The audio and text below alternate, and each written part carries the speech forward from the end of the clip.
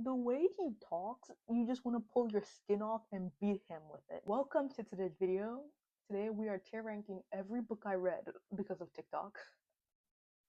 Um, my categories are engraved them on my bones. Now, these are for the greatest books ever. These are for like the grand poobah of books. It's not that they were just good, they were monumental. Like they were books that I would willingly have amnesia so that I can reread them and experience them again for the first time.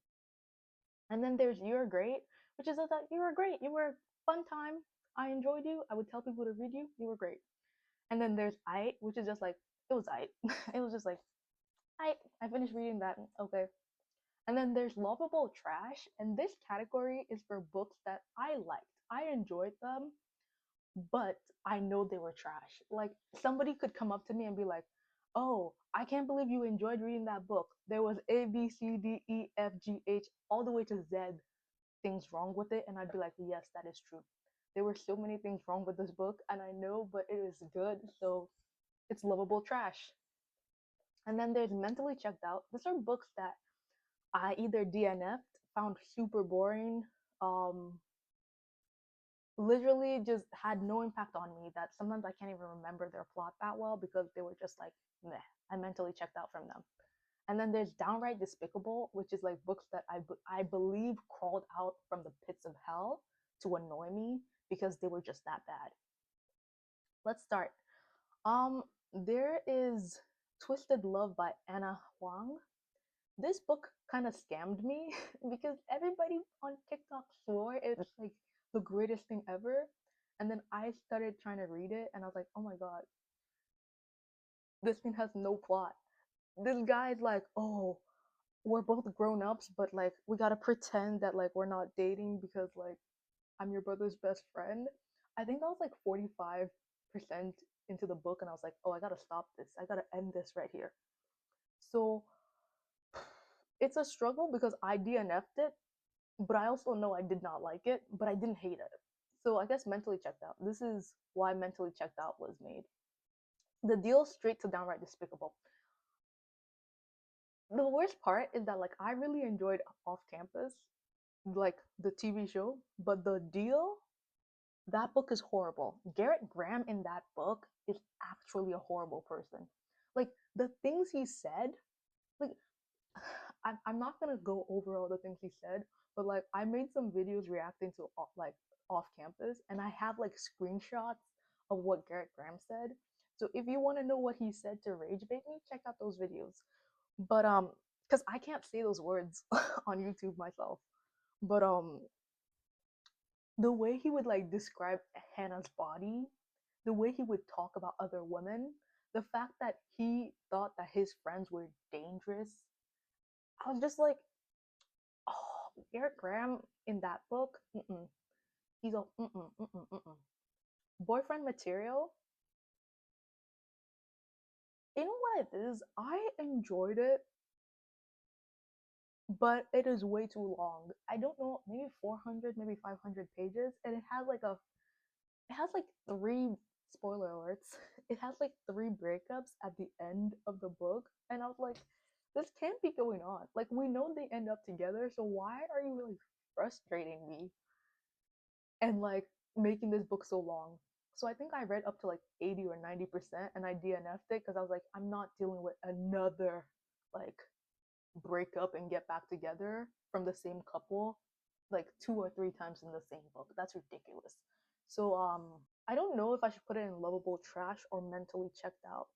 But I did read way more of it than I did of Twisted Love. And I would recommend it to people. I would just say like it's too long for like a love story. So you can stop wherever like you can stop wherever you feel like, oh, I get the point. Lovable trash. Lovable trash. The Wager, you're great. It's a true story. I felt like they were building it up to the point where like, oh, when they both get back to England, like what will be the consequences of like they were like, oh, there's gonna be a crazy trial. And then the trial was very underwhelming, I guess. Which is crazy to say because it's like a true story and like so many people died. But it was great. It was fun. I really enjoyed it as an audiobook, but like I wouldn't really like. Yeah, it was just great. Role model was great. It was great. Um, Again, for this one, funny enough, I wasn't like the biggest fan of. Not I wasn't the biggest fan. I was kind of indifferent to the romance.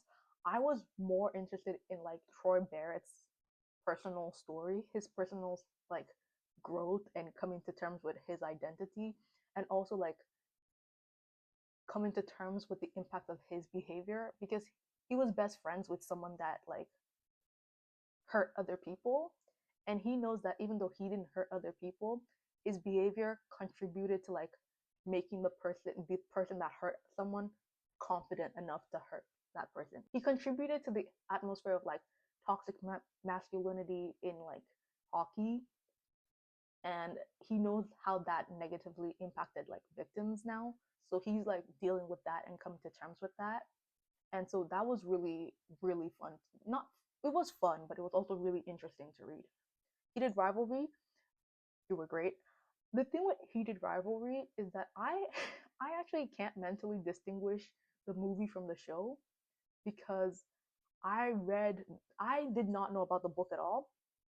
I watched the first 2 episodes of Heated Rivalry, binged the whole book in a day. So I actually don't remember like what happened in the book as a different thing than what happened in the movie, in the TV show.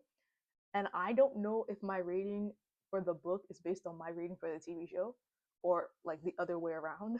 I just know like I enjoyed the experience, so it was great. A Good Girl's Guide to Murder, it was great. I could not solve this book. I didn't know who did it, and I was like at the edge of my seat, and I read it as an audiobook, which always improves how much I like a book anyway. But yeah, I remember sitting there being like, I actually don't know who did it. I was like, I don't know if I was biting my fingers, but I was at least like munching a specific finger, like who did it? So yeah, it was great. Icebreaker was I it was one of those books where I didn't I was really grateful that like the hockey player was not like described as, oh, he was a pervert or he's a like womanizer or he talks about women as if they're objects or in like a degrading way. That being said, it was a good book. It just didn't have like a lot of impact on me. I didn't find it like super heavy, super interesting. I wasn't particularly attached to any of the characters. So it was like, I Ugly Love, you were great. I love this book. Um I don't consider it a romance. For people who don't know, Ugly Love has two stories. It has a romance between the main male character and a girl named Rachel, and that's like the past romance. And then there's a present romance with a girl, I can't remember. I don't consider the present romance a plot point at all because I'm like, it definitely isn't about romance. This book is about like healing from past trauma and like coming to terms with loss, with life changing loss. So for me, this is not a Ugly Love is not a romance story at all. It's just like a literary fiction about people that like suffered one of the most horrific things that can happen to a person and how they reacted and how they healed and how they moved on from it. This is Quicksilver, Mentally Checked Out. This book has no plot. I read it like I think I was like 90% through it and I was like, oh my god, nothing has happened in this book. There's world building, but there's like no major conflict that I can pick up on. Like if I get to the end of this book, I won't care because I'm not waiting for anything to happen. Like there's nothing happening in this book, so I just left. I was like, that's stupid. Like that has nothing for me. It boggled my mind because like I was reading the book all day and I was like 90% through and I was like, nothing's happening. What am I doing? I was like, it's like watching paint dry. Like when I finish this, I won't have accomplished anything because like there's nothing in this story that I need to find out about. Um, Sunrise on the Reaping, you were great. Susan Collins, she's the go. She's the go. Deep End, Mentally Checked Out. This book, Ali Hazelwood plays in my face all the time because like, what is she doing? Like, what is she writing about? Bride was somewhere between lovable trash and mentally checked out. I finished Bride, but I think I realized I don't like werewolf romances because it low-key feels like someone's dating a dog, and I'm like, I don't think I'm here for that. But I did finish the book, and like, it's one of those books where I wouldn't be like, oh, it's so bad. I don't really love it. I'll put it in mentally checked out because like when you read it, you have to kind of be like stop yourself from answering questions. Like for example, when she's like in bed and he's in wolf form and he sits on the bed with her, you're like, is she attracted to him in his wolf form? And then you're like, I don't think I want to know the answer to that. So I'm gonna just I'm just gonna skip that thought process and just like keep reading. Onyx Storm, you were great.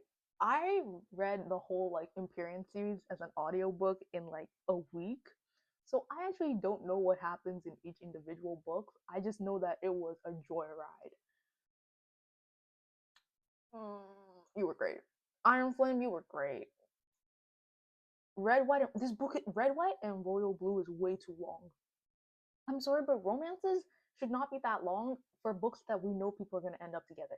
It's like you have to add like a different like side plot, something that's actually compelling if you're going to make it super long and have no plot except two people falling in love. Because like I'm sorry, but I know they fall in love. Like I don't need like 400 maybe 500 pages of two people falling in love. I know they fall in love like yeah, no. So yeah, just Red, White, and Royal Blue. Fourth Wing right here. The goat. The goat. Godiana. Tomorrow, tomorrow, tomorrow. Tomorrow and tomorrow and tomorrow. I only like this book because of the title, because of Hamilton. Tomorrow and tomorrow and tomorrow creeps in with steady pace from day to day.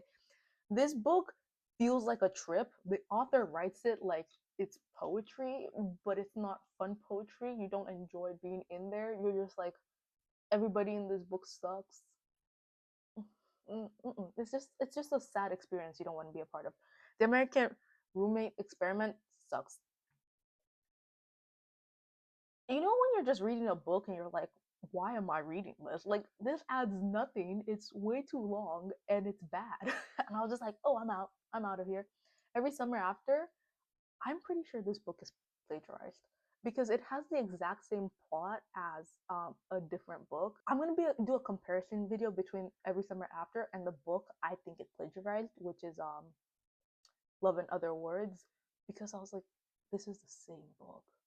But I don't know because I don't want to like be throwing around accusations without fully comparing. But like because I think it's plagiarized, downright despicable. With from Lukov with Love, it wasn't it wasn't trash. I didn't really love it. It wasn't I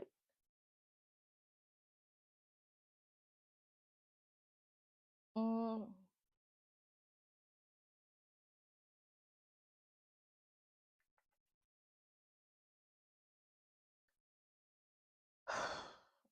lovable trash, but begrudgingly. The Song of Achilles, this was mentally checked out. This book I don't feel like has enough plot for me. I don't even know how to explain that because like a whole ass war happens in it, but I'm just like, boo, nothing's happening. My brother loves the book, and I'm just like, it was mid. it was just it was okay. Um, I'm glad my mom died. It was great. Um, Jeanette McCurdy like bears her soul to you, and oops, she bears her soul to you, and you kind of realize like her mom was really abusive, and you also think about like child actors and child stars and how they can be like abused very easily. So it was a very interesting read. You should pick it up. Emily Henry. I don't think Emily Henry works for me. I've never liked a single book of hers that I read. So like it's like okay. It starts with I was all right. I loved It Ends With Us because I didn't even know like what would happen in the book.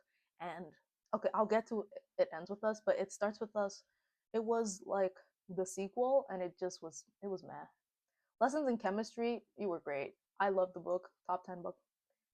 Andy Weir, Project Hail Mary, it was I.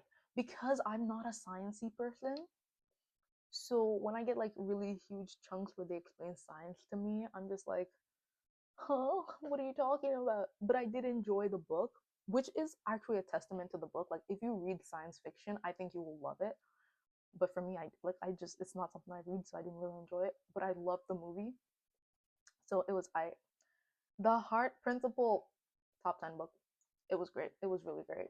Beach read, anything Emily Henry, just know it's meh. People who meet on vacation, meh. She doesn't do it for me. I don't know why. The Bride Test, it was okay. Like for me, it was the weakest in the trilogy. Mm.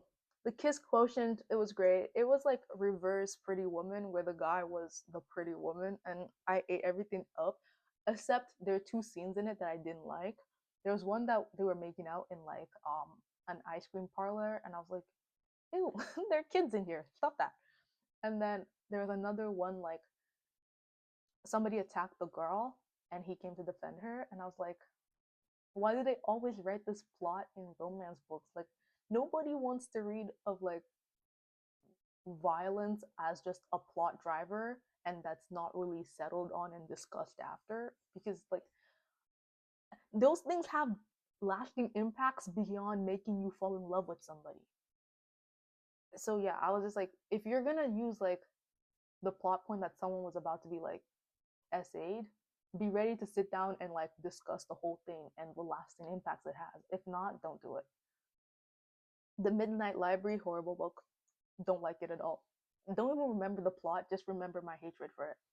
Malibu Rising, it was like, I don't have strong words about it.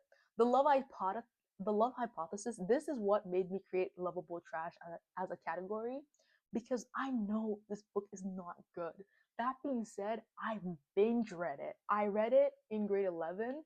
I think my friend told me about the book at like 9 a.m. I read it all day, did not do any of my assignments, did not study for my IB exam because I was just reading this book. And there's so many parts in this book that it's so cliche. There's so many parts in this book that makes me downright cringe.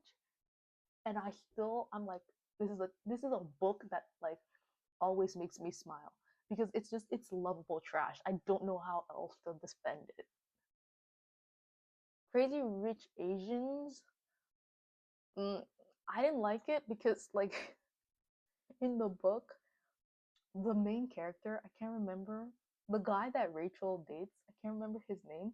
He cussed at his mom, and I was like, how can you say bad words to your mama? And I was like, okay, I'm out of here. Pachinko, engrave it in my bones. One of my greatest reading experiences ever. Like my jaw was on the floor. I still talk about it with my sister to this day. To this day. My Dark Vanessa. This book was I felt like the earlier part of the book was stronger, but then as it got like farther and farther in, I was like, not a lot is happening, and I don't really feel like we're moving on or making progress. So it was just The Seven Husbands of Evelyn Hugo, engrave it in my bones. I will forever love this book. Taylor Jenkins Reid's Daisy Jones and the Six, engrave her into my bones. Mm, mm, mm, mm, mm, mm. Heartstopper. Again, it's a comic book. I think, yeah, it's a comic book. It's just like it's super short. You finish it super quickly, and I just wasn't like interested in going back and reading like the next book in the series. I was just like, oh, okay, I read that. It was fun, I guess. It ends with us. You were great. This book, I found it interesting because I thought it was a romance book when I went into it. So romance books, people typically end up together and nobody really does anything bad to each other. So the first time, spoiler alert, the first time Ryle and Lily are in like Lily's apartment and she cooks for him, like he burns his hands, right? And he like accidentally pushes her.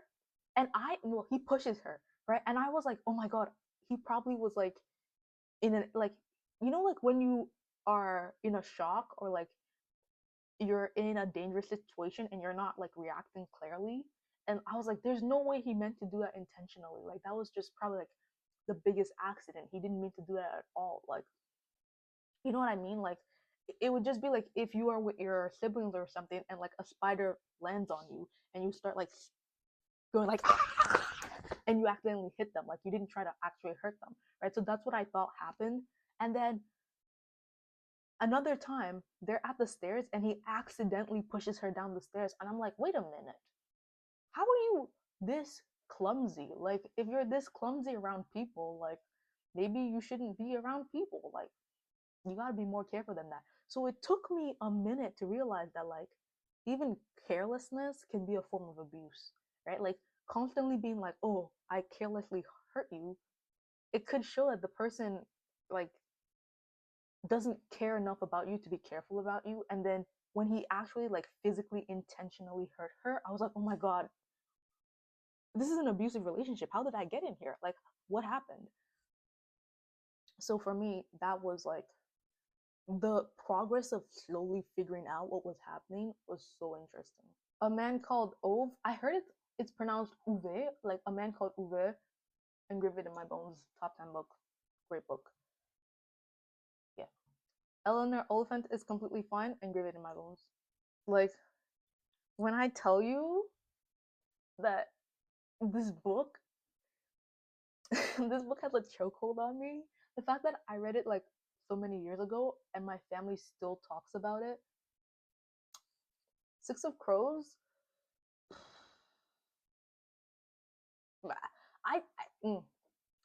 it was just weird for me because like I think a guy in the book, his name is like Mateus, and he's in love with this girl, but he's like fully racist towards her, and then she's racist towards him too. And I was like, huh? Like, why? Why? Who wants to do this? Who's at this party for this? No, thank you. Okay, there's like so many books I have to keep like zooming out. I mean, The Cruel Prince. Again, bully romances are not for me. I was just like, I don't want to see you actually hurt somebody and then be like, oh, I changed my mind, I love you. Like, what's the point of that? Look, Powerless. I don't know if I actually dislike this book, or it's just like I've read so many books about like a female, like a 16-year-old female main character in a dystopian world trying to overthrow like an evil regime, and there's like an evil king and stuff. Because like when I was reading this book, I was like, oh, you don't say. She's just 16. You don't say. There's an evil king. You don't say. She's like someone special. You don't say. Like it just felt like I've been here before. So it just, for me, I wasn't that into it. Him, there are parts of this book that I'm like, you can't say that. And also like the way they figure out the whole avoiding long distance thing, I was like, that's a horrible way. Like, spoiler alert, both of them get drafted to the NHL. And then one of them is like, oh, I don't know if I'll ever even make it and be good in the NHL. So I'll just give up playing in the NHL and move so I can be closer to you and coach instead of being a professional hockey player. And I'm like, that's just you being too scared to do your best. And also, that's so stupid because even if you make it to the NHL, that on your resume, even if you don't play for long because you're like, oh, I'm not really that good anyway, and I'm not getting a lot of play time, and my career is not going anywhere, so I'm going to quit and do coaching. Having some NHL experience makes you looks better on your resume and gives you more opportunities to coach. Like, so for me, I was just like, that's just you being too scared to actually do what's best for you. And I was just like, I'm not into that. And there's also so many other like things that are wrong with the book, but I did enjoy it. I binged it in a day. Game Changers. This book is just like it's just all spice. The thing with romance is that like there are two main characters. You know they're gonna fall in love. If their characters are not interesting enough, you get nothing. You just don't have the interest to like struggle through the whole book. And this book, like I think I got like I read it after watching Heated Rivalry, and I think I got like maybe 25% of the way in, and I was like, I don't like Kip in this book. um, I don't like that there's nothing really going on. I don't like that it's mostly spice. I just was like, I think I'm gonna leave, and so I left. Um, Common Goal, again, mentally checked out. This has like an age gap romance, and I'm sorry, but if the age gap is such a big deal that you guys keep having to mention it, and your friends have to convince you that it's not creepy that you like older men, just skip the age gap. Like your friend should not have to be like, it's completely okay for you to like older men, for you to. It was just like the thing is like they were both legal adults. Like I think the younger one was in his 20s and stuff. So I was like, you guys can just like you can date if you like each other. But if your friend like if you're so torn up about the age gap and you're gonna keep mentioning like, oh, our age gap is so big, stop it. You're making me uncomfortable. So I was just like, nope. The long game, Ilya Romanov has my heart because like for me it was just the fact that like this book, aside from the romance and the spice and whatever you, like else is in it, the fact that Ilya presents such a happy confident persona to everyone around him, and then inside he's dealing with like depression, he's dealing with like such intense misery, and nobody is able to pick up on it. Like you're just you're like the amount of times you cry in this book because he's trapped and he's like trying to free himself. He tries to make communities for himself so he feels like he belongs. He tries to get like a pet so he doesn't feel as lonely. He just tries to make a whole safe space for himself, and the whole process of it literally has me in tears. And then this is mostly Ilya's story, but also Shane, like he doesn't you don't get to see his perspective so much, but you kind of get a hint at the level of like homophobia he experiences in his team, because like you are you're a three-time Stanley Cup winning champion at this point. The fact that like a rookie would, even if you mess up in like the Stanley Cup final, the fact that a rookie would so much as like insult you or judge you is like, bro, bro, if you have half or even a third of Shane's career, you're a goat. For a rookie to even speak to him like that, I was like, oh my god, they don't respect him, they don't like him, they've completely alienated him. So I don't know, just Miss Rachel Reed was in her bag.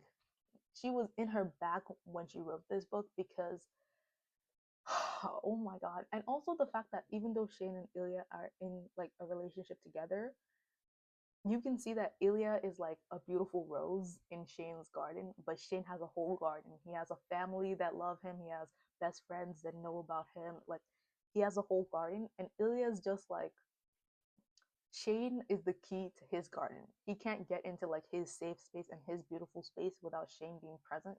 But obviously, Shane is not always going to be there for him. So every time Shane's not around, he's just like miserable because he's like he doesn't have anybody. His friends don't know about it. His He doesn't have his family because well his family doesn't like him. Like he's just so isolated. The amount of things that were in the long game, I was like, oh, Miss Rachel Reed, you were in your bag. So yeah, just engrave it into my bones. Like, bury me with a copy of this book. Just, oh, I love this book. Assistant to the Villain. No, I had to leave because literally the I literally thought this book was written for like 12 or 14-year-olds, because like the knights chasing the villain were called like the king's shiny noble guards or something, and I was like, that's their name. that's what you're calling them, oh, I'm leaving. Because I don't want to be a hater. Like, I don't want to hate on something when I don't feel like it was written for me. And the minute I saw the knight's name, I was like, "Oop, I'm out of here. I'm out of here." The Hunger Games, you were great. Catching Fire, you were great. Mockingjay, you were great.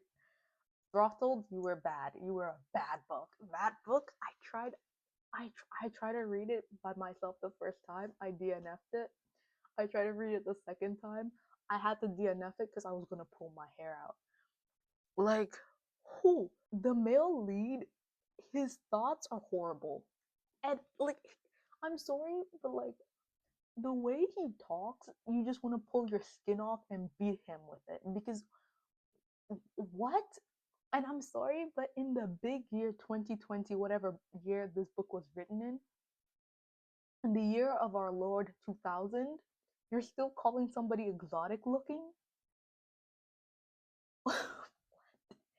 Like, everybody in this book was a woman hater. I was just like, I'm out of here. I'm out of here, or else I'm gonna do something drastic. I'm gonna act out. I'm out of here.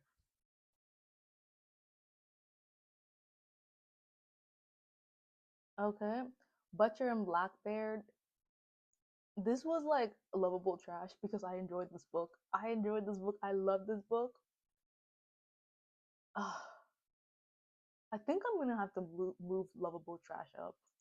Yeah, because these are books I still enjoyed. Yeah, I'm gonna move. They're books I really enjoyed. I just know they're bad.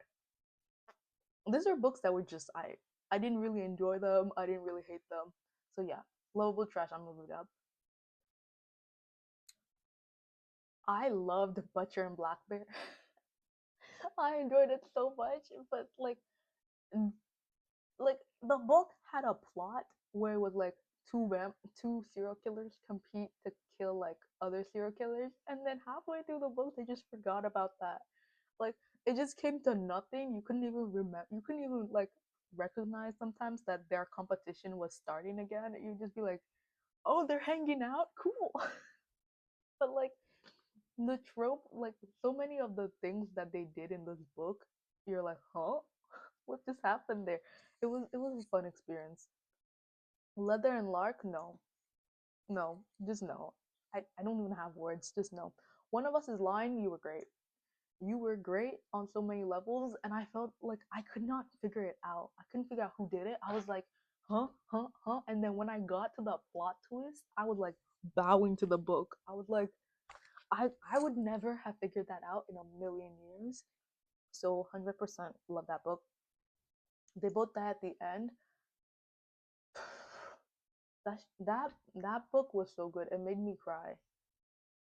Yeah, you're up there. Think we never got over it. Literally I've tried to read this book like 3 4 times. I can't. I don't even know what it is. I'm just like, why is this book so big for a romance? You don't do anything. And also like I was like giving like small town angry woman everything about it. I was just like, oh, I don't think I can read this book. Reminders of Him, I actually haven't read it, but I liked the movie, so I'm gonna count it, and it's lovable trash.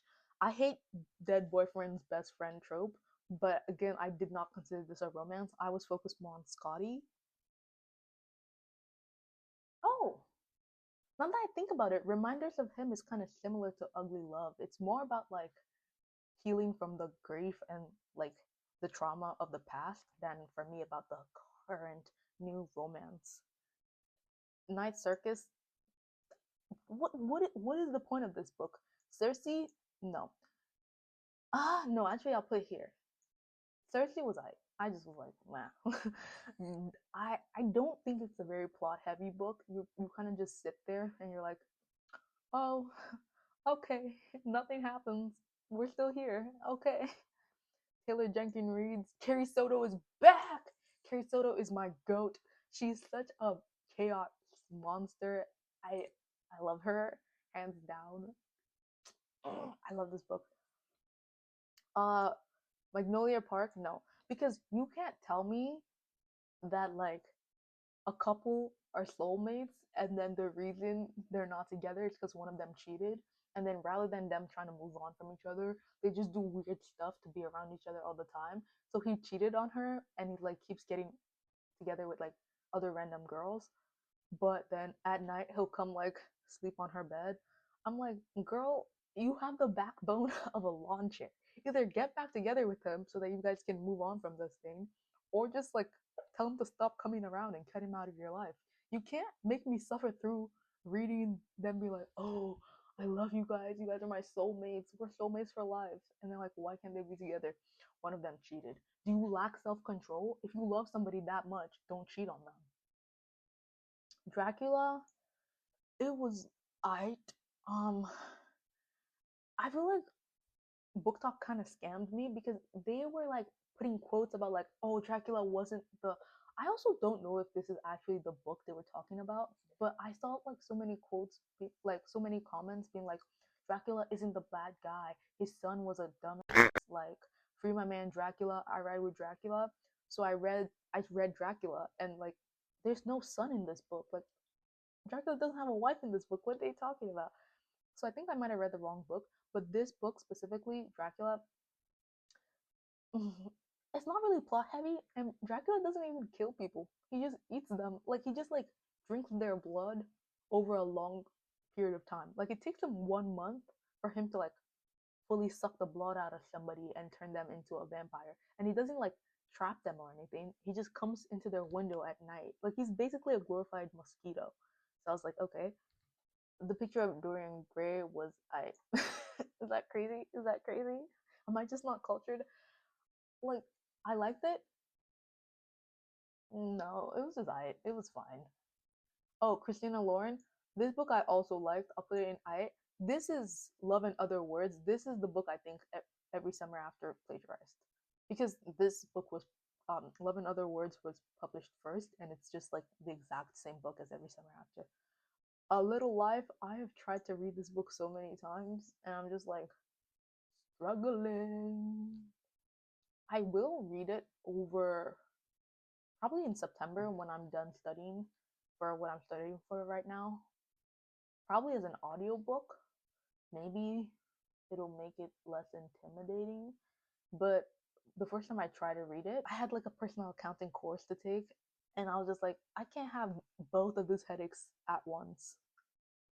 Um, the Mortal Instruments series, I don't remember any of this book individually. I just remember that the whole series was a banger.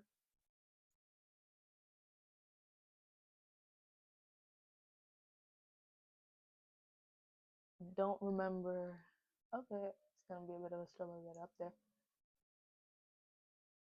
I'm gonna have to zoom down out again. Okay, oops. Don't remember any of the books individually at all. I read them like I was way too young to be reading these books, by the way. I was in like grade 4 or something.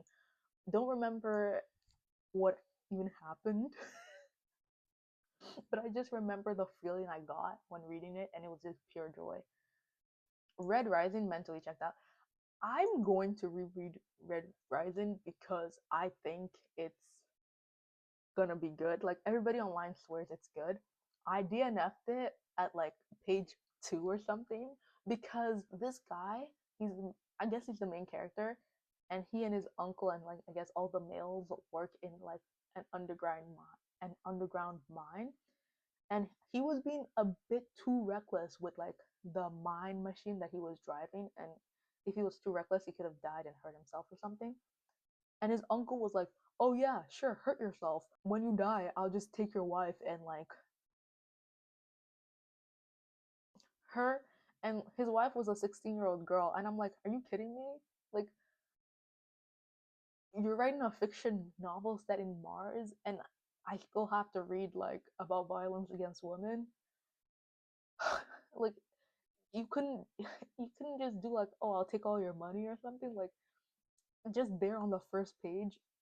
So yeah, that really pissed me off, and I just was like, because also nobody called out the uncle. Nobody was like, "Why would you say that? That's creepy as hell." They were just like, "Oh yeah, you're like a 40-something-year-old man fantasizing about like hurting a 16-year-old woman that would also be the widow of your nephew," but like nobody thinks that's too bad.